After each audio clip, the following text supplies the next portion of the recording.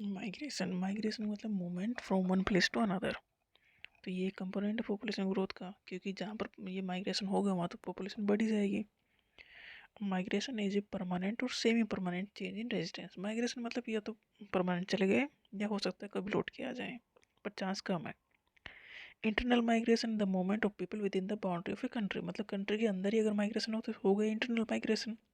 जैसे कि गांव से शहर की तरफ, रूरल टू अर्बन माइग्रेशन। ये क्यों होगा? क्योंकि शहरों में, सिटीज़ में है इकोनॉमिक अपॉर्चुनिटीज़, मतलब पैसा या इनकम के सोर्स हैं शहरों में, तो लोग गांव से जा रहे हैं शहर, तो ये इंटरनल माइग्रेशन हो रहा है।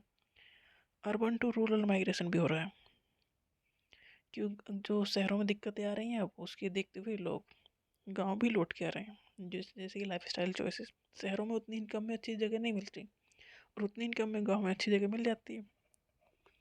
Inter regional migration, movement from one region to another within the same country, country के अंदर ही इंटर रीजनल माइग्रेशन, मतलब एक रीजन से दूसरे रीजन में चले गए।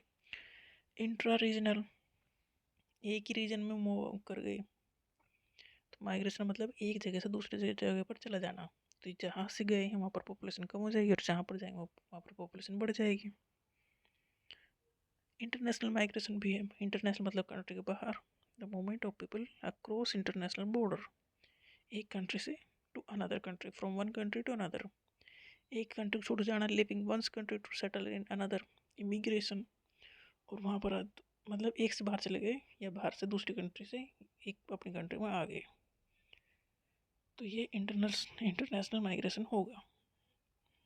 इसके रिजल्ट क्या होंगे? माइग्रेशन का क्या इम्पैक्ट पड़ेगा, क्या रिजल्ट होंगे?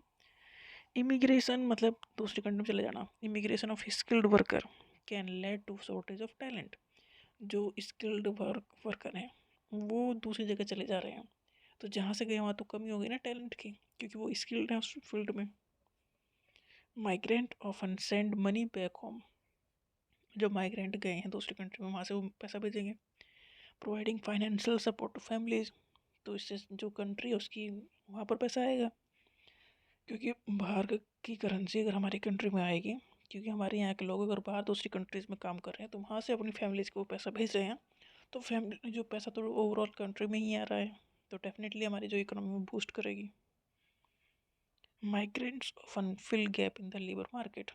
देखो माइग्रेंट क्यों मूव करते हैं? क्योंकि उन्हें वहाँ पर काम मिलता है, तो क्योंकि वहाँ लोगों की कमी है, काम करने वाले लोगों की कमी है, तो जो गैप है लेबर मार्केट का, जो गैप है ये माइग्रेशन से ही पूरा होता है, क्योंकि वहाँ पर इतने लोग नहीं है कि जितना काम है।